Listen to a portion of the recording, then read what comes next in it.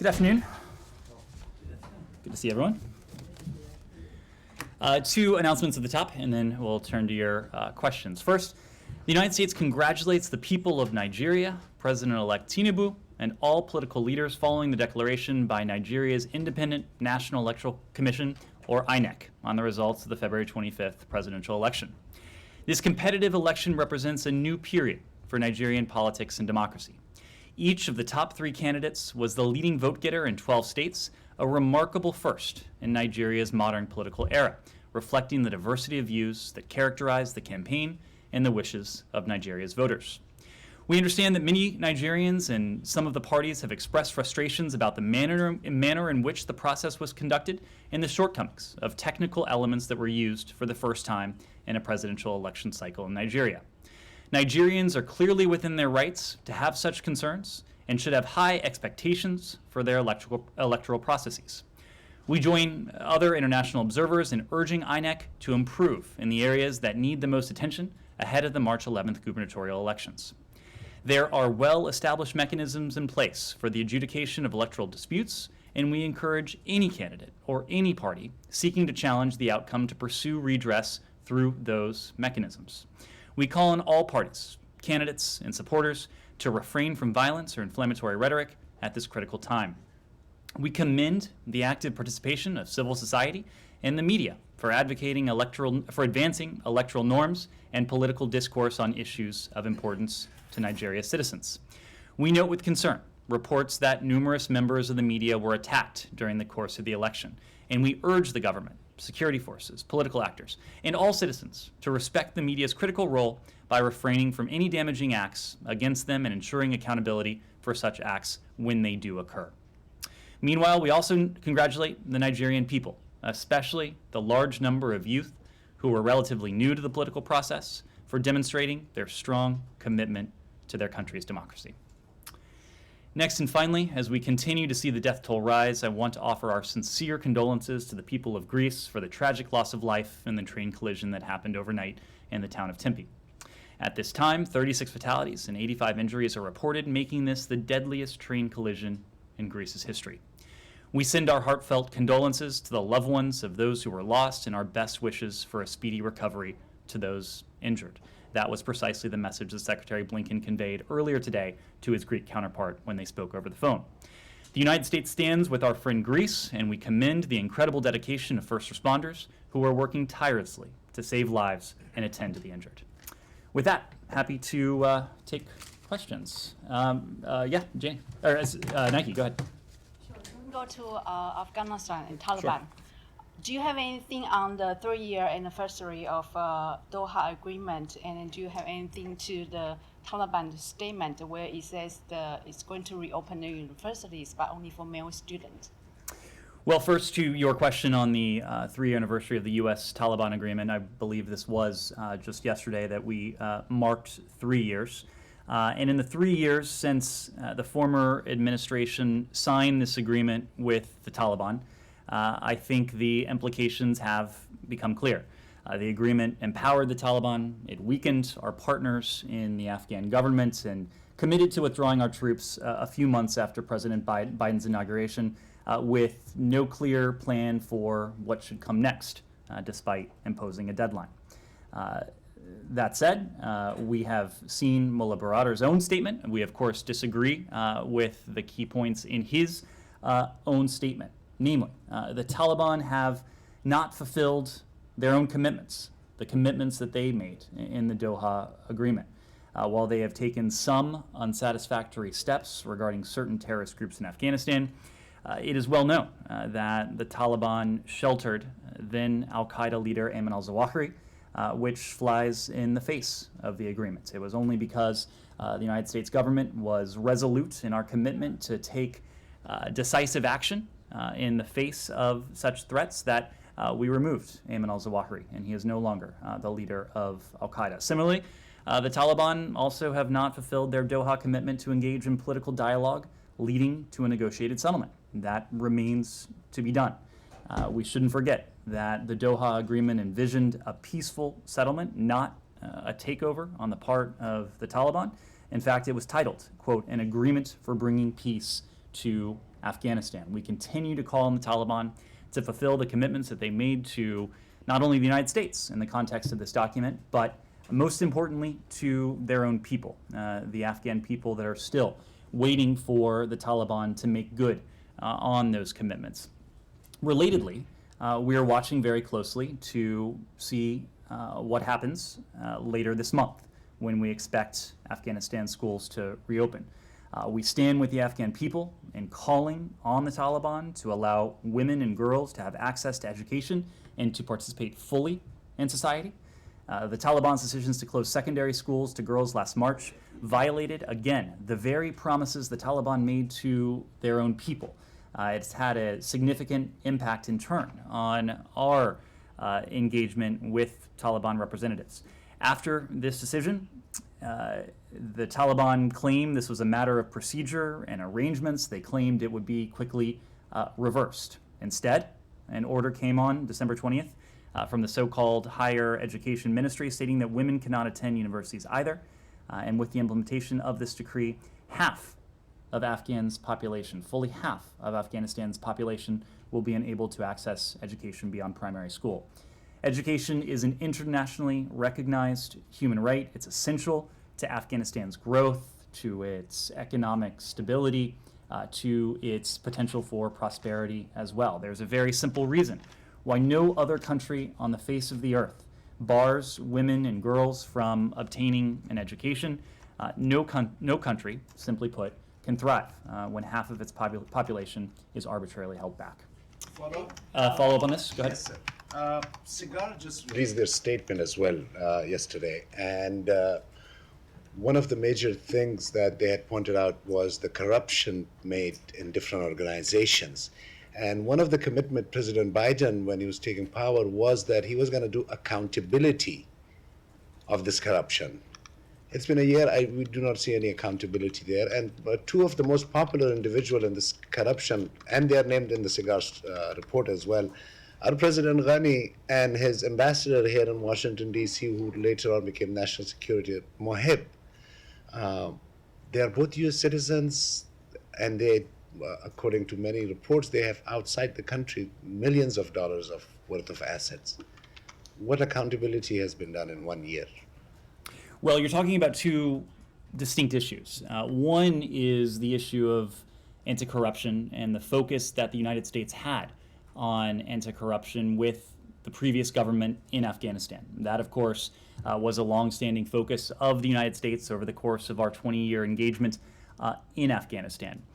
That chapter, of course, came to a close at the end of 2021, and since then, the United States government has been under no illusions that the Taliban will be responsible stewards of their country's economy, of the finances that are now, in some cases, under their control.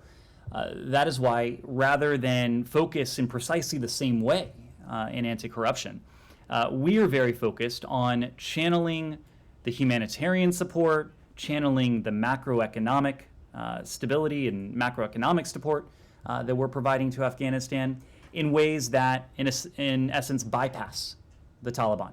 You see that very clearly in the trust fund that the United States and our international partners, with the assistance of Switzerland, established for the $3.5 billion in frozen assets, previously frozen assets, that we announced last year. You see that very clearly in the hundreds of millions of dollars in humanitarian assistance that has not gone through the Taliban's coffers, but has gone directly to our operational partners on the ground, humanitarian partners that are doing the work that is so vital to Afghanistan's people, and especially vital given what the Taliban have been unwilling or in many cases unable to do for their own people. So that's been our focus now.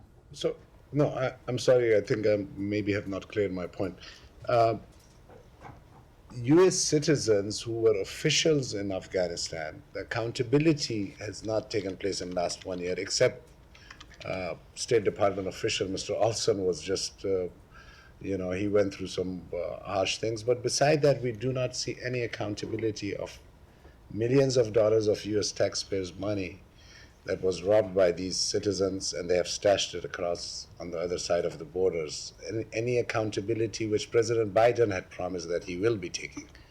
No action has been taken about that. There have been a number of reports about corruption on the part of the former government. We're, of course, doing everything we can to look into those reports. Many of those reports we have not been able to substantiate, but working with allies and partners around the world, if we are able to substantiate those significant reports of corruption, we, of course, will seek accountability as you would expect. Alex? If you don't mind, can you please confirm the reports that Russia handed an official note on suspension of New START to the U.S.? Alex, I can confirm there has been the exchange of a diplomatic note between Russia and the United States. I think it is fair to say that what we have learned from that diplomatic note did not tell us anything we didn't already know from the public statements that have emanated from Moscow. Our position remains the same. Russia's decision to unilaterally suspend its participation in New START, it is unfortunate, but more so, it is irresponsible. It is the responsible thing to do for nuclear powers to engage in arms control, to engage in other tools of strategic stability that throughout the height of the Cold War and since the dawn of the nuclear era have prevented an exchange between nuclear powers.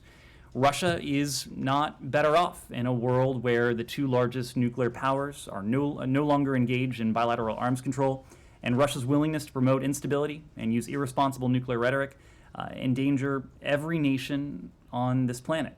Russia's purported suspension of New START will, at the same time, not stop the United States from continuing to support Ukraine. We are doing precisely what we told President Putin and the Kremlin and the rest of the world that we would do should Moscow continue with its aggression last year. Mutual compliance with New START, we are confident, strengthens the security interests of the United States, our allies and partners, but also of Russia, the Russian people, and the rest of the world. That is why we are working to preserve the treaty. We continue to urge Moscow to resume full compliance with the treaty. Even as we explore our next steps, we are demonstrating that responsible leadership that we think ought to be replicated in Moscow. We remain in full compliance with the treaty, including New START's numerical limits, and we're examining exactly what impact this purported suspension will have on the state of the treaty, but how Russia chooses to respond, how Russia chooses to proceed will help inform considerations of appropriate U.S. responses. Regardless, we are going to continue to see to it that we are postured appropriately, and if we see Russia take steps that require any sort of change in our own nuclear posture or approach, we will make those adjustments as is appropriate. Jenny. I'm sure you have seen Sergei Ryabkov's statement from this morning saying that they will not review their position on this unless the U.S. changes its position on Ukraine. How did you read that? I'm not going to parse the Russian statement, Alex. I can only tell you that we continue to be prepared to engage meaningfully with Russia on arms control and on New START specifically. We want to work constructively with Russia on this. We believe it's in our interest. We also believe it's a responsible thing to do. It's a responsible thing to do for the American people. It's a responsible thing to do for the Russian people. It is the responsible thing to do for people around the world. Just as we were last year when we were set to meet with representatives of the Russian Federation in Cairo. We remain ready to meet in the Bilateral Consultative Commission to discuss U.S. and Russian concerns related to compliance with the treaty and to discuss all other issues related to implementation of this treaty. We believe it is that important. Yes, Jane. Thank you, Nate. I have two questions regarding Russia. South Korea has expanded the export sanctions to Russia. Meanwhile, Russia warned South Korea about the threat to peace on the Korean Peninsula. Can this be seen as meaning that peace on the Korean Peninsula depends on Russia? I think principally peace on the Korean Peninsula is under the purview of the countries on the Korean Peninsula. This is principally a matter between the ROK and the DPRK. Of course, the ROK is a treaty ally of ours. We have a steadfast commitment to the security of the Republic of Korea, of our other treaty ally that is consistently threatened by the DPRK, Japan. We are going to stand by those commitments in the face of the DPRK's continued provocations, its testing of ICBM systems, its launches of ballistic missiles, its other malign and provocative activities. You have seen us in word and in deed underscore the commitment we have to our South Korean allies, to our Japanese allies, even as we have also underscored our willingness and our readiness to engage in serious dialogue and diplomacy. It is the DPRK that has consistently turned down those offers. It has consistently failed to pursue the outstretched hand that we have extended. It is the DPRK that has consistently ignored our very simple statement that we harbor no hostile intent towards the DPRK. Our only intent is to find ways to meaningfully advance what is our ultimate policy goal, and that's the denuclearization of the Korean Peninsula. On North Korea, are there any concrete actions regarding the redesignation of North Korea as a state sponsor of terrorism? Janie, these are issues that we're always looking at. We're always looking at two things. We're looking at facts and we're looking at the law. When it comes to facts, we are keeping a close eye, of course, on all of the provocations, on all of the threats that the DPRK poses to our allies in the ROK, to our allies in Japan, to our allies and partners throughout the Indo-Pacific, and of course to the United States and our people as well. When it comes to the state sponsor of terrorism, that is a statute that was written into law by Congress. It is our task to apply the facts that we see and we observe to the law as it was written by Congress. There are cases where the conduct of countries around the world have merited that designation and have qualified for that designation as it is written within the law. If that is the case with the DPRK, we'll act accordingly. Follow up on this? Sure, go ahead. The U.S. has stressed the importance of cooperation between the United States, South Korea, and Japan in dealing with North Korea. But South Korea-Japan relations have been less than great over the past few years. Yesterday, South Korean President Yoon Suk-yeol made an apparent overture toward Japan, calling it a partner who shares the same values. So I was wondering if you have any comments or reaction to the South Korean president's message or remarks. Absolutely. So first, let me say generally that bilateral cooperation between the United States and our treaty allies is important, but so too is trilateral cooperation. And trilateral cooperation is an area in which we have invested much of our energy. President Biden and his South Korean and Japanese counterparts sat down at the leader level. The first time a leader-level trilateral engagement has taken place in some 5 years. Secretary Blinken, Deputy Secretary Sherman, our special envoy for the DPRK, Sung Kim, and others have participated in trilateral engagements precisely because this is such an important forum for us collectively to address the threats and challenges that the DPRK poses, but this is also a forum that is so valuable for broader challenges as well as opportunities within the Indo-Pacific region and beyond.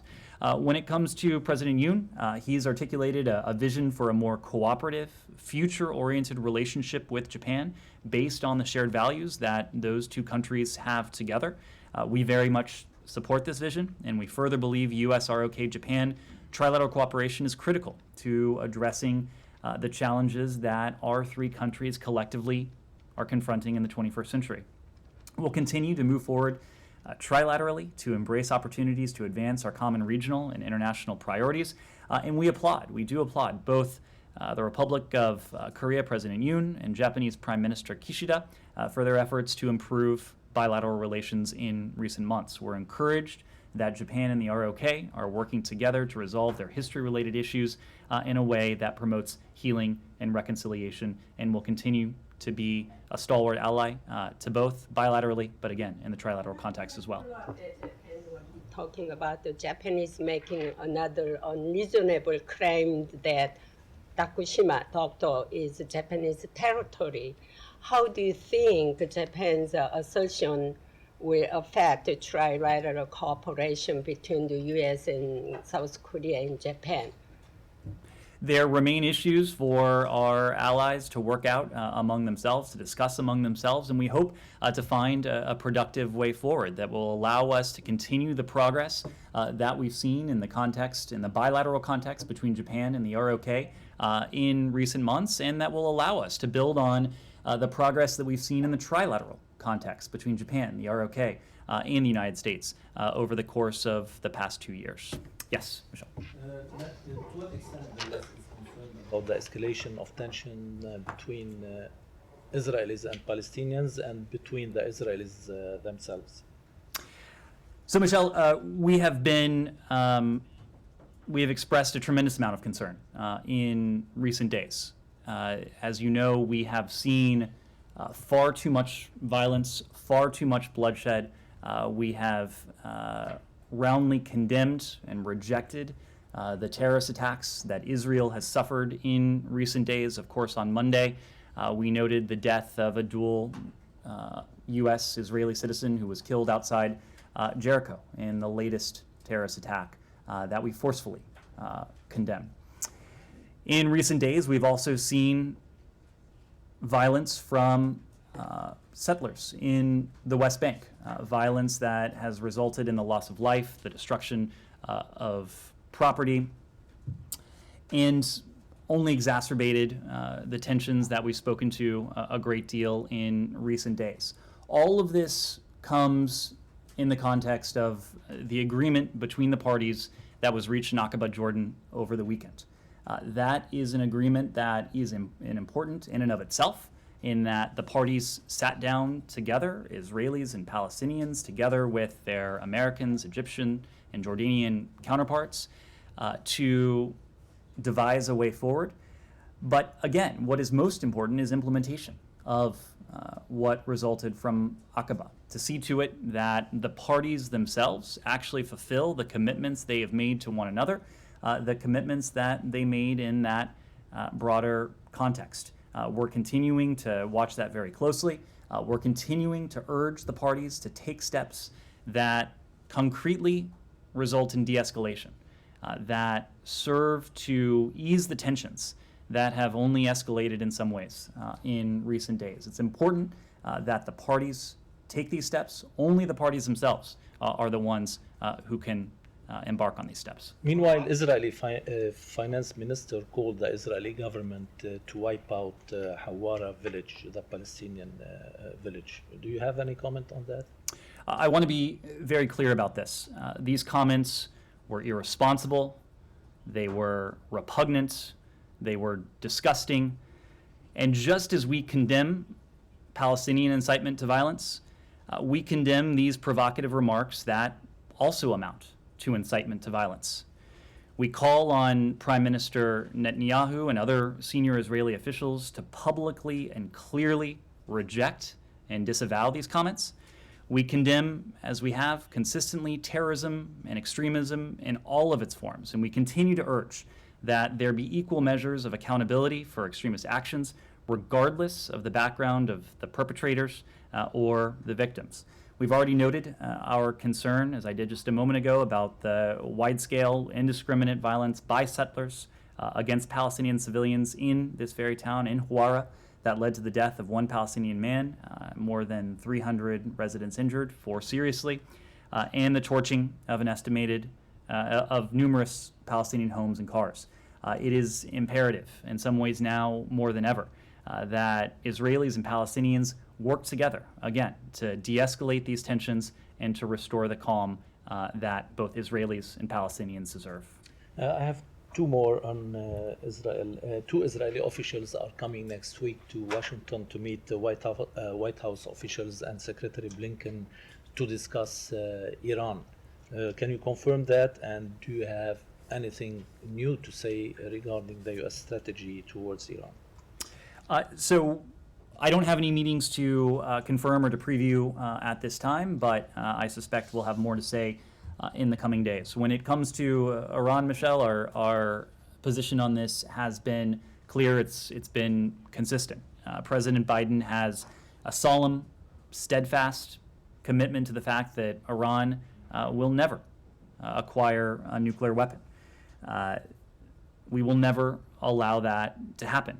We continue to believe that the way to address this challenge in a way that is durable, in a way that is permanent, is through diplomacy. We want to see a durable, lasting resolution to the challenge posed by Iran's nuclear program. We continue to believe that diplomacy is the most effective way to achieve that, but every time we've been asked, we've been very clear that we will, through all means necessary, ensure that Iran never acquires a nuclear weapon. And there are calls from Congress for the administration to change its policy towards Iran. Are you considering that? Our policy towards Iran is that Iran will never acquire a nuclear weapon. It's as simple as that. We are going to fulfill that solemn commitment in the most effective way that we can. We continue to believe that the most effective way to do that is through diplomacy. Only diplomacy can achieve a durable, permanent solution whereby Iran is never in a position to acquire a nuclear weapon, but we haven't taken any tools off the table, as we've said consistently. We are going to pursue this in the most effective way that we can. Yeah, go ahead.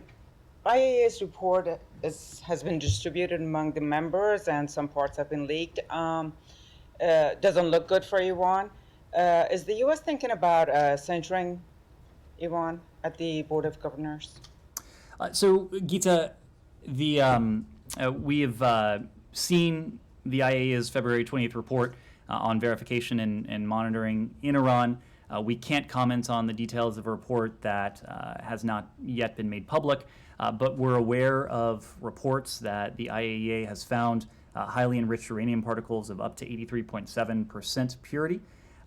What I will say now is that we are in close contact with our allies and partners in Europe and the region, the broader region, as we await additional details from the IAEA. There is a meeting of the Board of Governors next week, the Board of Governors of the IAEA. We are going to continue to consult very closely with our partners to do what we believe will be most effective to address this challenge together with our allies and partners in Europe. Two more, please. About the poisoning of high school girls in Iran. It's been going on for quite a few months, and over 1,000 students have been affected. Does the State Department have any comments on that? We've seen these reports. These are very disturbing. These are very concerning reports. They are so concerning because women and girls everywhere have an innate right to an education. And education is a universal human right. It is a right that women and girls in Iran should have, a right that women and girls in Afghanistan should have, a right that women and girls around the world should have. It is essential to advancing women's economic security and to realizing gender equality. To, as these reports suggest, to poison girls who are simply trying to learn is simply abhorrent. It's an abhorrent act. We expect Iranian authorities to thoroughly investigate these reported poisonings and to do everything that they can to stop them and to hold accountable the perpetrators. Given Iran's track record in everything, would you accept an investigation by the government? I mean, is it to be trusted? What we want to see is these reports, these reported poisonings come to an end. We want to see this stop. We don't have any additional details beyond what we've all read, these very concerning and disturbing reports that we've all read in the press, but it is incumbent on Iranian authorities to respond. It is incumbent upon them to put an end to these reported attacks. It is incumbent on them to hold accountable those who may be perpetrating this. One more, Ned. The threat reduction, the Iran Threat Reduction and Syria Human Rights Act says that the U.S. has to submit to Congress a list of Iranian officials who have been involved in so many different things: weapons of mass destruction, terrorism, human rights abuse. The latest which was released yesterday, 18 are missing as compared to the previous years. On what basis are people removed from this list? So this is a list that we have briefed to Congress only in recent days. I understand that a version was released yesterday. We're taking a close look at the list that was released yesterday, and we'll be able to provide some more information on that. Thank you. Can I? Reports. Let me go back to Iran. Sure. So you mean you have no explanation why those people are deleted from the current list? Because some of them are related to Iranian judicial system, the very entity who was in charge of mass arrest and execution. And during the last 5 months from here, you always said that you support human rights in Iran. Why those people, including Mr. Ejei, Mr. Moghise, all these people are big names in Iranian judicial system, why they were deleted, and why 2 deceased men are among your people in that list? We'll have more information to provide to you on this. Right now, we're comparing the list that was released yesterday to the list that we have briefed Congress privately on in recent days. But I can tell you unequivocally that we are using every authority we have at our disposal to pursue those who are responsible for the atrocious human rights abuses that the Iranian regime has perpetrated against its own people since September of last year. We are using every tool we have at our disposal to pursue those who are responsible for the repression that the regime has exercised against the Iranian people over the last year. We're going to use every tool at our disposal to pursue those who have attempted to cut off the ability of the Iranian people to communicate with one another and with the rest of the world. Our commitment is rock solid. We are going to continue to hold accountable those who are responsible for all of these acts. And talking about this cutting off, I want to ask a question about Starlink. Mr. Amir Abdullahian said, I think yesterday during the disarmament conference in Geneva, that U.S. government is illegally supporting Starlink, and they keep their right to protect themselves. Do you have any comments on that? I do. When these protests started in September, Iranian authorities attempted to disrupt the ability of the Iranian people to communicate with one another and to communicate with the rest of the world. In response, the United States took very swift action to support the free flow of information to the Iranian people through a number of steps, including by releasing what was known as General License D2 in September, the very month that these protests really started en masse. And that license expands and clarifies the scope of authorized software services and certain hardware available to the people in Iran. This expanded authorization in turn allowed U.S. companies to provide tools to the Iranian people, to ordinary Iranians, and to assist in their efforts to resist these repressive internet censorship and surveillance tools that the Iranian government had deployed against the Iranian people who were peacefully taking to the streets to make their demands known. These general licenses, as we've said before, they are self-executing. That means that anyone who meets the criteria outlined in the general license and general license D2 can proceed with their activities without coming back to the government, without coming back to the Treasury Department in this case. And several U.S. companies have in turn taken advantage of the expanded authorization that we've provided. We are committed to helping the Iranian people exercise their right to freedom of expression and to freely access the internet as well. In all of this, as we hear these comments from the Iranian foreign minister, we note the irony in Iranian officials' complaints that the lifting of restrictions on technology companies providing services to Iran, in turn expanding the ability of services to expand of companies to expand their services and their offerings to the people of Iran through this general license could somehow violate Iran's sovereignty. What this general license does is allow the Iranian people to speak to one another, to communicate with one another, to communicate with the outside world. This is in no way a violation of Iran's sovereignty. This is just the latest indication that Iranian authorities aim to prevent the people of Iran from communicating with one another and sharing accounts of the brutal crackdown, the brutal repression, the brutal violence that they've faced. Far too many of them have faced in September. Thank you. And I have one more, I'm so sorry. About the Iranian warships in Brazil, despite U.S. pressure, Brazilian government led 2 Iranian warships to dock in Rio. Do you have any comments on that? This is something that we are discussing with our Brazilian partners. We want to make sure that the IRGC, that Iran more broadly, is not able to acquire a foothold, is not able to take advantage of others in this hemisphere. It is certainly not the case that the Brazilian government or the Brazilian people would want to do anything that would in turn assist, that would aid a government, a regime that is responsible for a brutal crackdown and violent repression against its own people. That do you view as an alternative for the Iranian regime in the future, and do you have any contacts with them? Michelle, that is not a question for us. It's a question for the people of Iran to determine what it is they seek for their country in terms of their leadership, in terms of their aspirations.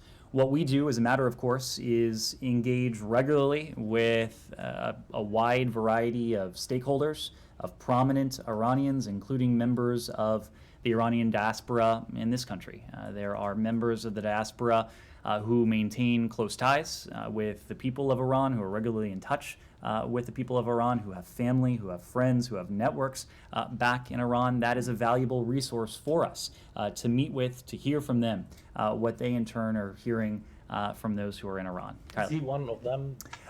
Just as a general matter, we don't confirm with whom we meet, but Rob, Mali, others across this building and across this government do regularly meet with prominent Iranian stakeholders to make sure that we are hearing and in receipt of the information and the perspective that they may have. Kylie? I want to ask about the intelligence community's assessment on AHI, also known as Havana syndrome incidents, it being unlikely that they were caused by a foreign adversary. Can you just speak to the State Department's role in this assessment, if you guys agree with this assessment, and any ongoing efforts to further probe these incidents from this department specifically? Sure. I think what is most important is for me to reaffirm what you've heard from Secretary Blinken, what you've heard from senior officials across this department since the onset of this administration. We are determined to support our workforce, to support our colleagues, and certainly to support all of our colleagues who have reported these incidents over in recent years. The findings that the intelligence community has spoken to today in no way call into question the experiences, the symptoms that our colleagues and their family members have reported in recent years. For the part of the Secretary, he has repeatedly met with individuals who have suffered, who have reported these incidents. He knows that their pain is real.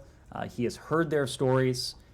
He has sat down with them and has conveyed to them the solemn commitment he has to do everything we can to support their needs and to support their continued care. The Secretary's top priority remains the health, the safety, and security of all of these colleagues of ours who have reported being subject to this, but also has a broader commitment to the department's fuller personnel and family members as well. So we're going to continue to see to it that our colleagues who report these incidents are treated with respect and compassion, receive timely access to medical care, and will continue to process Havana Act payments based on the eligibility criteria that's been spelled out in the law. In terms of the assessment, I would leave it largely to the intelligence community to speak to the assessment. As you know, we don't often go into details of the intelligence community's work from here. They did put out a rather extensive statement detailing their conclusion. These were conclusions that our own Bureau of Intelligence and Research also fed into. Our INR Bureau has been a part of this process from the very start. And this is a process that we have committed tremendous resources to from the very start to look into potential attribution for these incidents, but also, going back to my first point, to ensure that our colleagues are getting the care, the support, the recognition, and the compassion that they need and should expect from their colleagues and certainly from the leadership of this department. And so will INR continue that work? Like, you know, the group that was working with the IC on this, is it still intact, or is it a smaller group now that this task force is presumably kind of moving on? As with every intelligence assessment, the book is never fully closed. We are going to, as a government, going to continue to look at every single input and source of information that is available to us. An assessment like this is an assessment based on the best information available to us at any particular time. The intelligence community today spoke to the assessment that they have arrived at as of this date.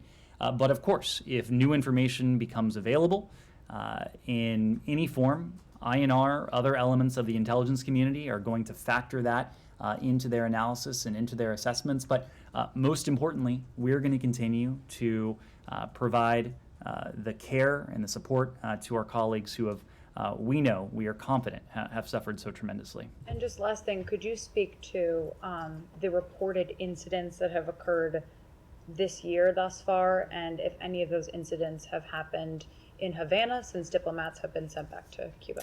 I can't speak to specific cases or to specific locales, but what I can tell you is that the number of reported cases of anomalous health incidents have declined fairly precipitously since 2021. There was a decline between 2021 and 2022. And so far this year, there has been a decline between those cases that were reported as of this date last year and as of this date this year.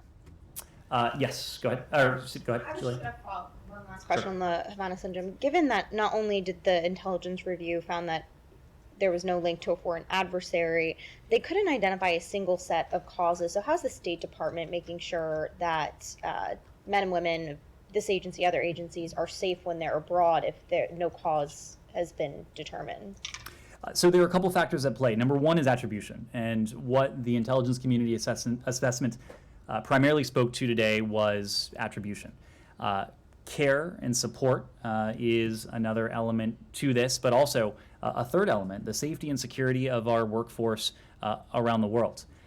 Now, given the conclusion that the intelligence community has reached, of course, that has a bearing on the steps that we'll look to take going forward. But I can tell you that over the course of this administration, we have put in place various steps that we have designed and implemented to reduce and to mitigate the potential risks to our people. Of course, we're going to take a close look at reports that have been made to date, any reports that come forward in the weeks and months ahead to determine if there are other prudent steps that we can take to protect our workforce.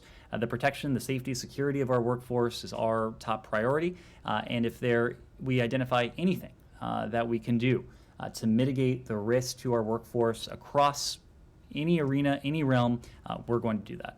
And I have a question on the 2021 countries terrorism report. Obviously the changing threat assessments were outlined there, but I was wondering if you could speak to specifically the ways in which or not COVID impacted terrorism around the world, especially with respect to traveling across borders and also some of these groups moving more in the online digital space. So the country reports on terrorism that we released last year, again, were a snapshot in time. They were from 2021, of course, a year that in which the world was changed by COVID, and the world was a different place because of it. I think as you take a look at the top-line summary from the document that we released, and as you go through the individual country reports, you will see the conclusion that the terrorist threat has evolved. In some ways, it has metastasized over the course of years now, and a recognition that our efforts to counter it will have to evolve and adapt as well. The reports and throughout the course of this administration, we've highlighted three core counterterrorism principles that are driving our approach. First, we are committed to keeping pace with the changing landscape through a clear-eyed recognition that the terrorist threats we face today are not the same ones we faced several years ago.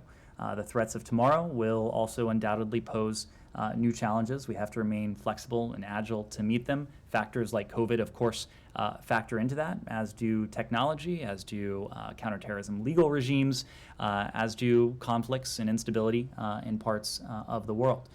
Second, we recognize that we need to integrate our global counterterrorism efforts into the broader range of evolving national security challenges, from countering cyber attacks on critical infrastructure to managing pandemic disease and biological threats, to your question, to strengthening an international system based on democratic values.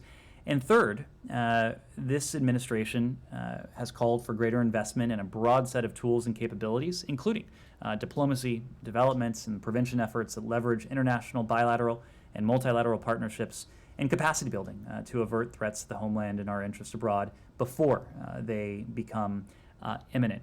We have, over the course of many years now, demonstrated our leadership in working with countries around the world, galvanizing action on the part of countries and coalitions around the world to recognize extremist and terrorist threats and to confront them with this full set of tools.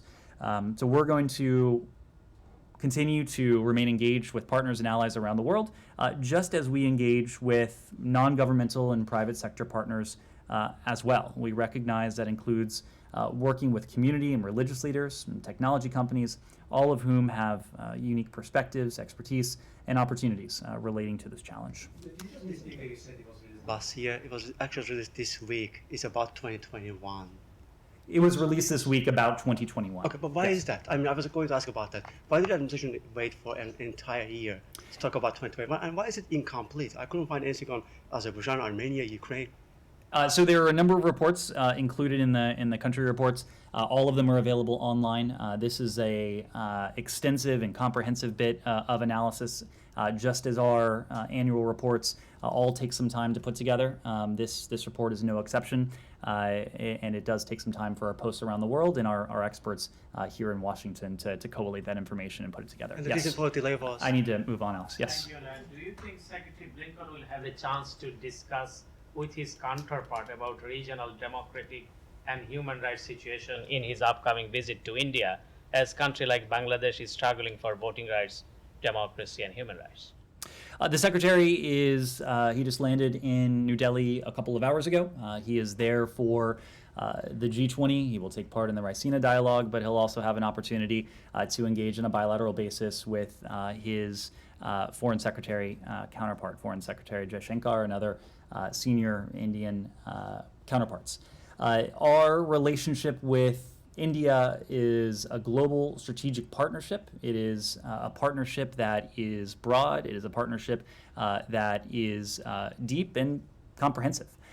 So they'll have an opportunity to discuss the issues that will dominate the agenda within the G20. They'll have an opportunity to discuss some of the new areas of partnership between the United States and India, including when it comes to technology, including when it comes to the cyber realm, including when it comes to the ways in which we are attempting to integrate our partner India into our broader set of partnerships across the world, including through I2U2, the partnership we talked about on Monday, that brings together the United States, India, Israel, and the United Arab Emirates.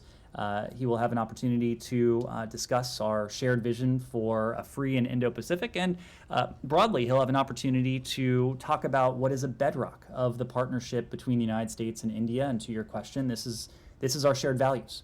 What unites our two countries are common interests. We all share an interest in a free and open Indo-Pacific region, but our people and the deep people-to-people ties are also predicated on the shared values between our two countries. And of course, as two of the largest democracies in the world, we always discuss these issues knowing that we can learn from one another, and our engagement puts us in a position to strengthen our own democracies. One more on G20 for my colleague of the Global State View. At the recent G20 Finance Ministers meeting, the group was unable to issue a joint communique because Russia and China were opposed to the use of the word war in the communique.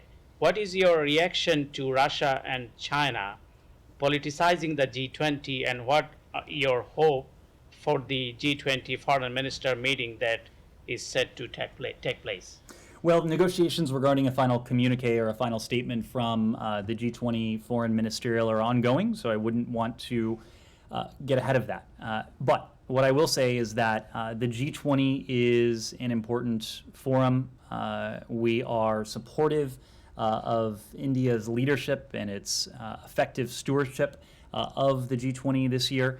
And it's an important forum where as guided by the Indian leadership this year, participants will be able to talk about the issues that matter most to the people that is represented by this forum.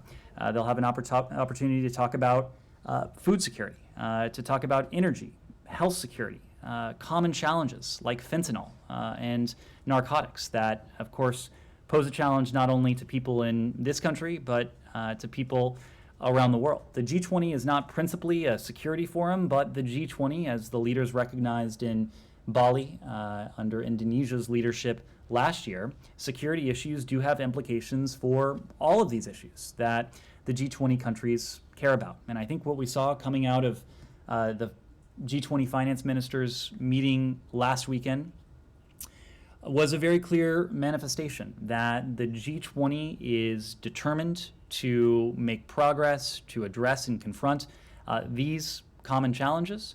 And to the extent there are divides within the G20, it is Russia, it is China that find themselves isolated. You saw that very clearly reflected in the statement that emanated from India last week, but we'll have to see what comes out of deliberations this week. Yes? Thank you very much, Ned. Got a question about the NATO application process of Finland and Sweden. Mm-hmm. And earlier this morning, the Finnish Parliament has approved the whole application process. That was the last hurdle on the path to becoming a NATO member. And the United States, you from that podium, has been insisting that NATO, Sweden and Finland become NATO members at the same time simultaneously. But Ankara has made their intentions known that they might actually split up that process and they might approve Finland before Sweden. Are you considering dropping that insistence, or are you going to be welcoming Finland if they actually become NATO members before Sweden? So 2 points. First, we welcome the fact that Finland's parliament voted by a large majority to approve Finland's accession to NATO. We also welcome the announcement of talks between Turkey, Sweden, and Finland regarding Sweden and Finland's NATO membership bids. You've heard from me extensively the view on the part of the United States that Finland and Sweden are both ready to be NATO members, that their accession to the world's leading defensive alliance would not only strengthen European security, it would strengthen security across the Euro-Atlantic region as well. These are advanced democracies with capable militaries with whom our own military has exercised over the course of many decades now. What is important to us, first and foremost, is that Finland and Sweden are swiftly approved as NATO members. It is, of course, the responsibility of each member of the alliance to approve that. to take the steps within their own national systems, within our system. You've seen the executive branch, but also the U.S. Congress act swiftly and decisively to move along the applications of Finland and Sweden, so that now there are very few steps left for Finland and Sweden to become NATO members. This ultimately is not a question for the United States. If it were a question for the United States, we would like to see Finland and Sweden admitted today, tomorrow, together. Ultimately, this is a question for the alliance. It is a question for Turkey, one of the two remaining countries that is pending action to admit Finland and Sweden. Thank you. Okay, go ahead. The COVID-19 origins. Now that FBI Director Wray has confirmed that his bureau assessed that the origins were likely coming from a lab incident in Wuhan, China. Does that change the calculation or assessment by the State Department? And then do you have anything to update the overall U.S. assessment? The assessment has not changed since I was last asked about this on Monday. What I said on Monday remains true today. There are a variety of views within the intelligence community. There are some elements of the intelligence community that have reached conclusions on one side. There are some elements that have come to a different conclusion. There are some that say they simply don't have enough information to reach a firm assessment on the origins of COVID-19. What we do know is that for more than 2 years now, the PRC has been blocking international investigators and members of the global public health community from accessing early disease information. It is important that the PRC demonstrate transparency, not only for the benefit of people around the world, but also to the benefit of the people of China.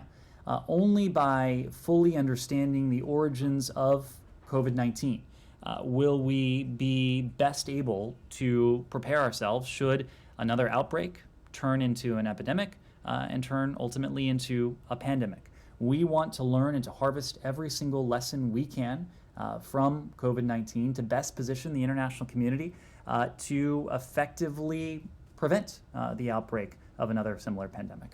Yes? Ned, as you know, the Mexican president was not happy with your statement earlier this week on Mexican electoral institutions and openly called Secretary Blinken and the U.S. State Department to stop commenting on Mexican issues.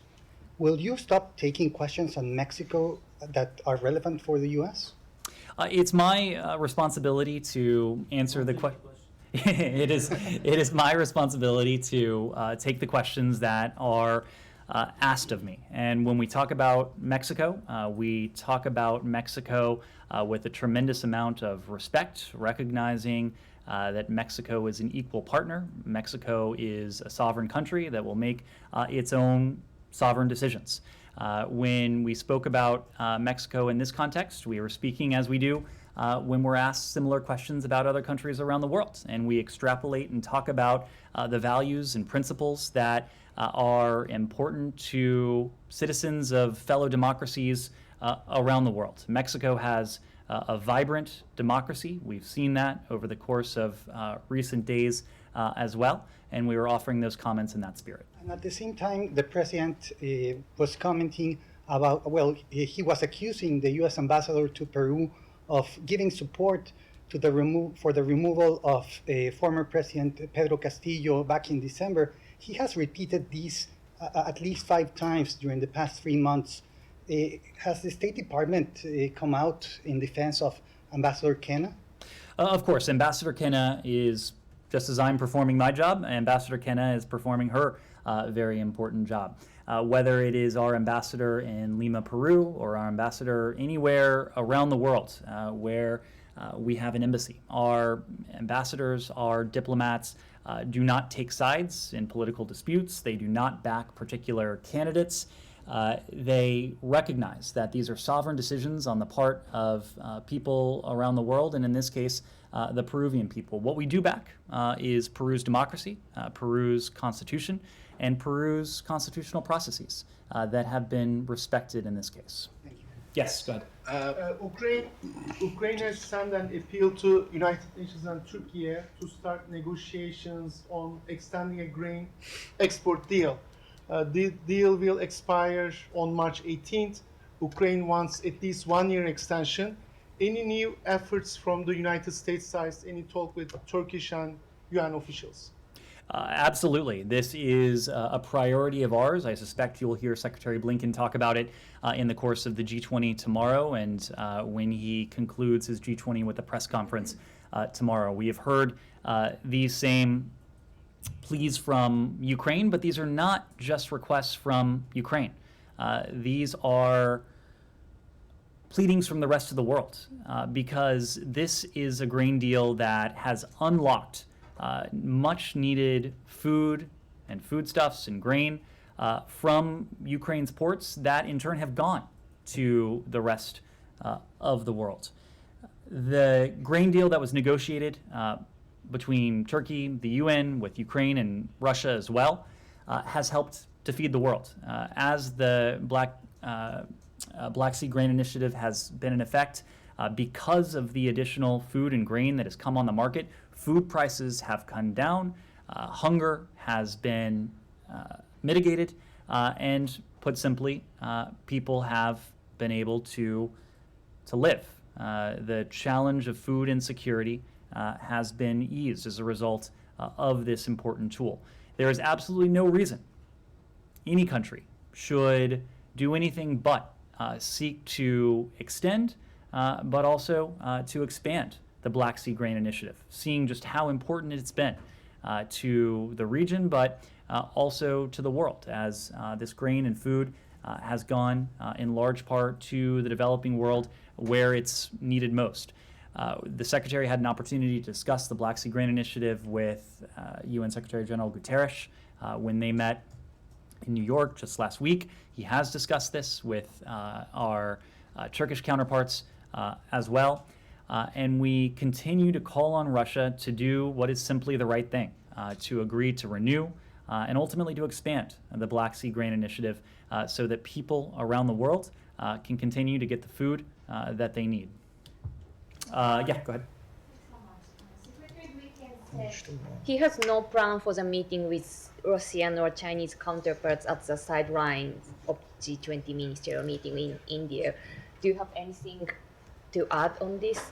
And also regarding U.S.-China relations, how do you describe the current tension with China, given the U.S. concern over China's potential resource support to Russia? So on your first question, the Secretary did have an opportunity to address this just a few hours ago. I don't have anything to add beyond what he added, namely that the G20 is a fairly small place. I expect that he'll have an opportunity to be in the same room as his Russian and PRC counterparts, as is always the case in the G20 context. When it comes to our relationship with the PRC, we believe it's incumbent upon us to maintain channels of dialogue. And the issue that you raised, our concern that the PRC is considering providing lethal assistance to Russia for Russia's use against the people of Ukraine, is part and parcel of that. We've spoken of that publicly, but when Secretary Blinken met with Wang Yi in Munich, it was also a dominant feature of the conversation, knowing that we want to be clear, we want to be direct with our PRC counterparts, knowing that dialogue is an essential element as we seek to responsibly manage this relationship. Dialogue is a key ingredient as we seek to establish these guardrails so that the competition that dominates our bilateral relationship with the PRC doesn't and can't veer into conflict. The PRC, when it comes to this, ultimately is going to make its own decision, but consistent again with the point about dialogue, we want the PRC to be in a position to make an informed decision, to know that if it continues down this dangerous path, that they would incur costs and consequences from the United States and from many countries around the world. Yes, go ahead. Russian Deputy Foreign Minister Ryabkov said today that he doesn't exclude contacts with U.S. representatives in Geneva during the arms control conference there. Do you know of any meetings planned with Russian diplomats there? I don't have any meetings to announce, but just as I was saying in the PRC context, we believe that regardless of what is happening in the world or even in the state of our bilateral relationship, that the ability to engage in frank and candid dialogue is important. And it's especially important on issues of strategic stability and arms control. That's precisely why we had planned to meet with Russian counterparts in the context of the bilateral consultative commission in Cairo last year, and then again earlier this year. Unfortunately, Moscow pulled out of those plans. But when it comes to issues that are of paramount importance to us, and we think to the Russian Federation and to people around the world, it's important for us to have the ability to have those discussions as we talk about what is the purview of responsible countries. There is also a report, a quite recent report, that the European Union will not support the joint statement at the G20 foreign ministers meeting if it doesn't contain condemnation of the war in Ukraine. Does the U.S. support this position? These are discussions that are taking place in India. I wouldn't want to get ahead of discussions, but I am certain that the G20 member countries will have more to say tomorrow. Dylan? Jenny? Yeah, a question on China. Assistant Secretary Crittenbrink testified yesterday for the House Foreign Affairs Committee about fentanyl, and he said that the discussions with China have not been very satisfactory about this issue, and you've said similar things from the podium, that there hasn't been a ton of progress from direct engagement. He also referenced some concerns that China has about these discussions that are unfounded. So I was curious, can you speak to what those concerns might be? He didn't elaborate on them. And then also, if direct engagement is not yielding much progress on this issue, what is it exactly that you are going to do going forward to try to get some results? Dylan, this goes to the core of our approach to the PRC. It is competitive in most respects. There are some respects that are adversarial, that have the potential to be conflictual, where we want to establish those guardrails to see to it that competition doesn't veer into conflict. But there are also areas that we believe have to see elements of cooperation. And these are areas where there are common challenges, common threats that both of our people face. The United States is a responsible country. We want to act responsibly. We seek to act responsibly to, in the first instance, protect our people, to protect our interests, but also in a way that will protect people around the world. And narcotics, like fentanyl, is very much one of those issues. We continue to see PRC origin precursor chemicals being used in illicit fentanyl production.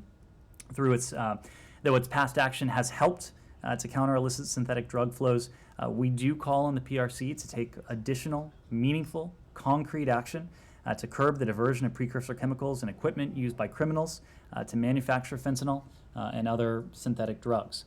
The rise in this precursor diversion and the growth in synthetic drug production is a global problem, and we're committed to working with the PRC to the extent we can to do what is in the interests, once again, of the American people, of the Chinese people, of people around the world.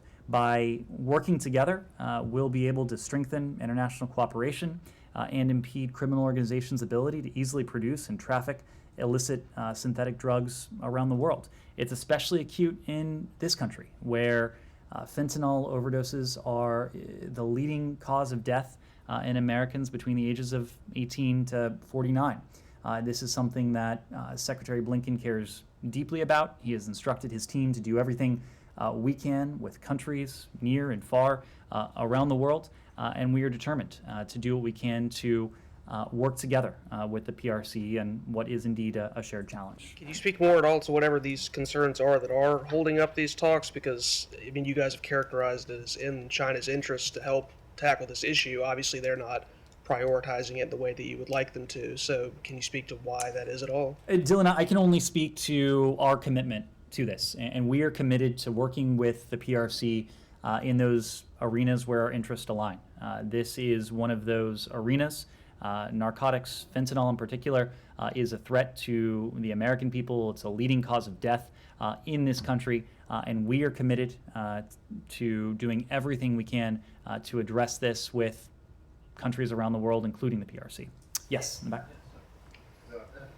Go ahead, and then I'll come back. Go ahead. So on Iran, we have talked with you several times from this podium that you were talking about the deadline. And now we see that Iranians have reached out to a 83.7 of uranium purity. So apparently all the tools up to date have failed. And you said you are talking to the partners and allies. What are you really talking to the partners, and what are the tools right now at hand? So there are a number of tools we have at our disposal, and you've seen us wield some of them. We've continued to increase the costs on Iran in response for its malign activities, including its nuclear program that has continued to advance. We have used sanctions, designations, economic tools at our disposal to hold to account the regime and to deprive it of revenue that it would otherwise have. We are discussing our approach, the most effective approach to address, to contain, and ultimately to remediate this challenge with our European partners, with partners in the Middle East, and partners around the world as well. Because Iran's nuclear program, since the last administration withdrew from the JCPOA, has been in a position to advance in ways that are simply unacceptable to us. And this goes back to a point I made earlier in the briefing, that President Biden has made a solemn commitment to see to it that Iran never acquires a nuclear weapon. We continue to believe that diplomacy is the most effective means to make good on that pledge, because truly only through diplomacy can you achieve an outcome that is durable, that is lasting, that could even be permanent, as was the permanent prohibition on Iran ever obtaining a nuclear weapon that was entailed in the JCPOA. Now, Iran, of course, has consistently turned its back on our overtures and efforts on the part of the United States and our partners in the P5+1 context to achieve a mutual return to compliance with the JCPOA.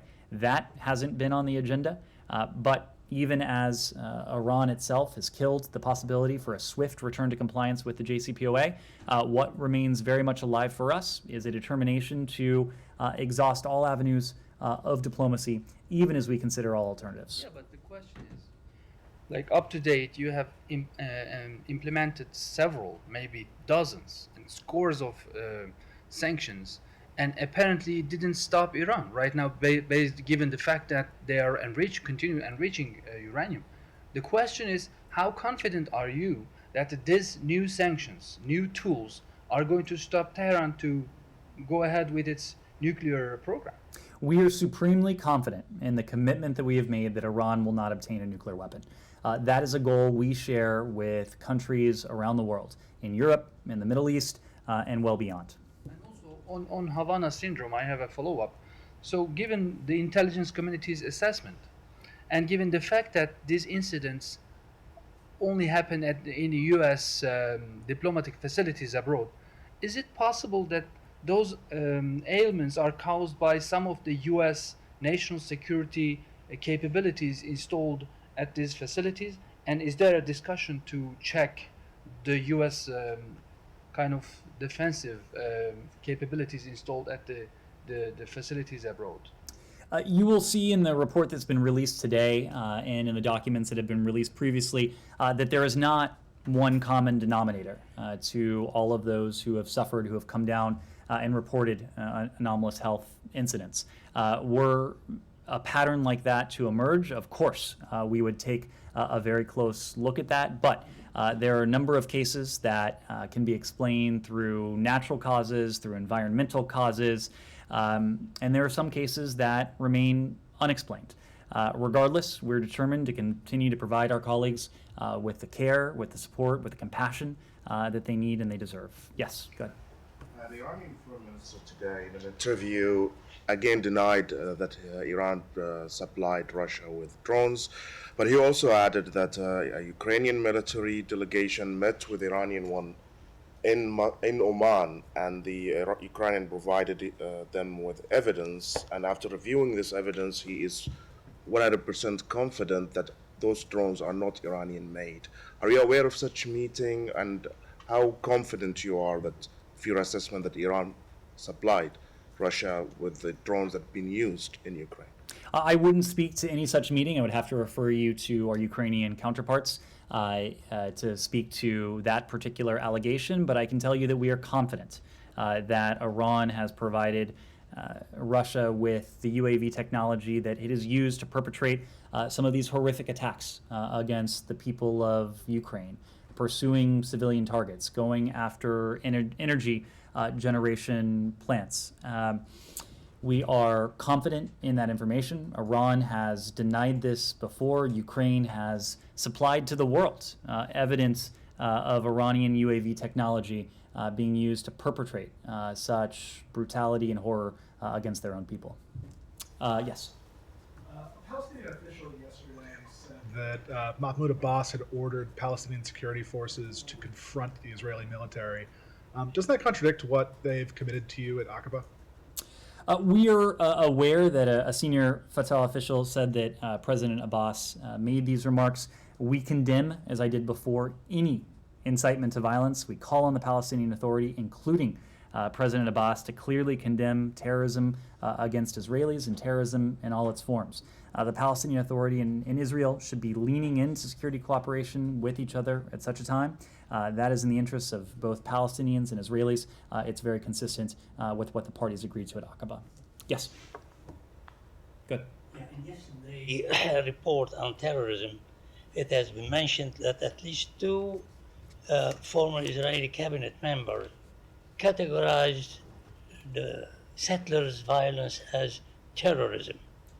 Do you consider it as such, Ned? So the country reports on terrorism that were released yesterday made a number of points about the region. It made the point that Israel has faced far too many threats from organizations like Hamas, like Palestinian Islamic Jihad, and ISIS in the Sinai. It went on at great length about the legitimate security threats that Israel does indeed face. It also did make the point about settler violence and trends that have become clear in that regard as well. But it is terrorism. I'm sorry? It is terrorism. Do you consider it as terrorism? Do we consider what is terrorism? The violence, the settlers' violence. As the Israelis themselves, some of them did consider it as such. It is far less important to us the terminology we use, and far more important that we roundly condemn any effort to use violence, and certainly any violence that targets civilians. Yes? If you don't mind, I was hoping if you could share some reaction to today's first contact between Baku representatives and Karabakh Armenians. Any reaction from the state? Sorry. There's a first meeting between Baku representatives and Karabakh Armenians today. If we have any reaction there, we'll let you know. Go ahead. Russia's reaction. We're getting one. Pakistani Supreme Court has just announced the holding of the elections. Your comment on that?